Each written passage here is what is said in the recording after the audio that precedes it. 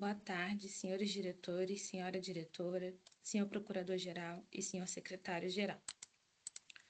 O presente pedido de reconsideração, ele trata de um recurso apresentado pela Polaris SPL Limitada em face do despacho 3.508/2025, que deferiu a medida cautelar requerida pela Copel Distribuição S.A. para estender a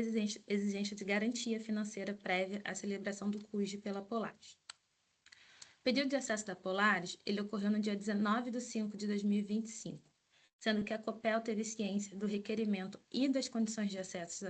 solicitados pela Polaris já em 6 de junho de 2025, quando o ONS encaminhou uma notificação à distribuidora questionando se ela teria algum tipo de manifestação ao pedido de acesso apresentado. Depois da emissão do parecer de acesso e sem responder essa notificação encaminhada pelo operador, em 15 de outubro de 2025, a Copel solicitou à STD uma autorização específica para incluir uma cláusula de garantia no CUJ da Polaris. Em 24/10/2025, a STD negou o pedido da Copel sob a justificativa de ausência de previsão regulatória. No entanto, mesmo após a negativa da área técnica e diversos contatos da Polaris na tentativa de celebrar o CUJ, apenas em 14 de novembro de 2025, 10 dias antes do prazo final do parecer de acesso, a Copel protocolou um pedido cautelar junto à ANEEL, solicitando autorização para a exigência da garantia.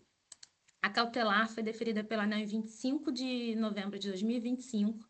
prazo final do parecer de acesso para a celebração dos contratos. Assim, como demonstrado nos autos e vai ser demonstrado também aqui nessa apresentação, toda a discussão decorreu do fato de que, mesmo após a emissão do parecer de acesso pelo ONS, já próximo do prazo regulatório para a formalização do contrato, a Copel optou por protocolar um pedido de medida cautelar junto à ANEEL, requerendo uma autorização excepcional para exigir da Polaris a apresentação de uma garantia financeira como condição para a celebração do CUJ, por analogia às regras hoje aplicáveis ao acesso de consumidores à rede básica de transmissão.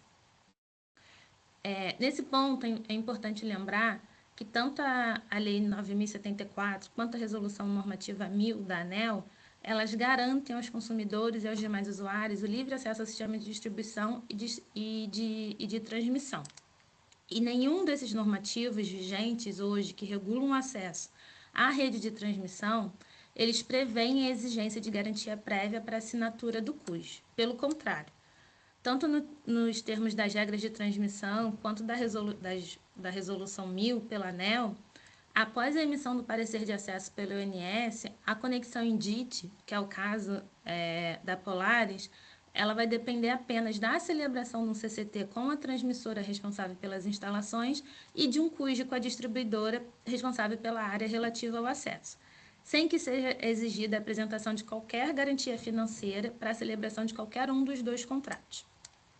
Qualquer alteração nesse sentido teria como efeito uma alteração material nas condições gerais de contratação de acesso de distribuição.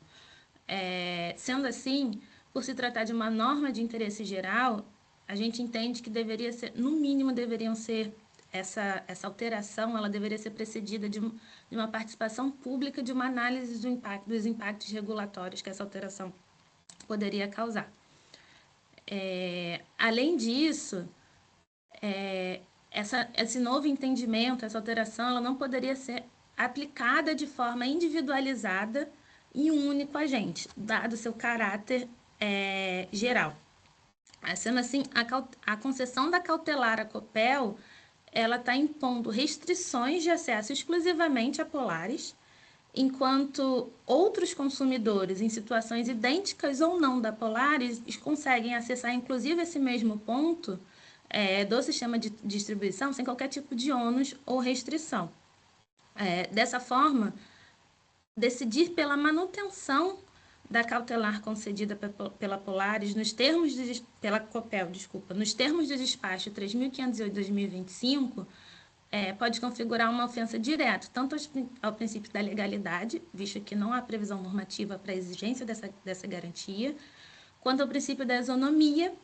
e da vedação à retroatividade de norma de interpretação. Além disso, é importante lembrar também que a exigência dessa garantia a Polaris pode configurar também uma ofensa direta ao direito adquirido, ato jurídico perfeito, visto que a imposição dessa nova obrigação de caráter pecuniário ela foi imposta durante a vigência a vigência e o prazo de validade do parecer de acesso emitido pelo ONS. Vale lembrar, importante salientar aqui, que em caso similar, quando da discussão de acesso à rede básica, ao sistema de transmissão, a ANEEL já tinha firmado o entendimento de que, enquanto pendente a regulação da agência, deve ser aplicada a regulação em vigor. Nesse caso específico, houve um requerimento administrativo protocolado por um agente que solicitou uma medida cautelar, que fosse concedida uma medida cautelar para suspender as análises de pedidos de acesso até então em curso, sob o argumento de que as disposições regulatórias vigentes não seriam adequadas ao novo perfil de consumidores eletrointensivos. Naquela oportunidade, a diretoria da ANEEL entendeu pela impossibilidade de se alegar uma probabilidade do direito quando os argumentos demandam uma extensa dilação probatória e uma ampla motivação meritória. E que também não havia sido deslumbrado qualquer tipo de ocorrência de ilicitudes praticadas por qualquer acessante naquele momento. E esse é exatamente o caso da Polaris. Vale lembrar aqui que a suposta ausência de capacidade financeira alegada pela Copel, ele não é um requisito legal ou regulatório hoje aplicado a qualquer consumidor ou outro tipo de usuário que tente acessar a rede de distribuição. E, portanto, ele não pode ser utilizado como justificativa para afastar qualquer direito de acesso ao sistema de distribuição que os consumidores possuem. Por fim, vale também a gente ressaltar que não se encontram presentes requisitos para a concessão da medida cautelar. Primeiro, porque conforme a própria jurisprudência da ANEEL, como a gente salientou aqui, e a jurisprudência dos tribunais,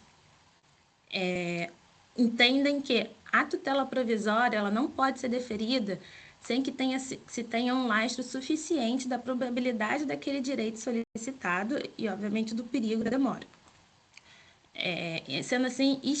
e essa análise ela deve ser ainda mais intensiva quando essas decisões envolvem questões contratuais ou regulatórias complexas que exigem uma ampliação da cognição e do contraditório.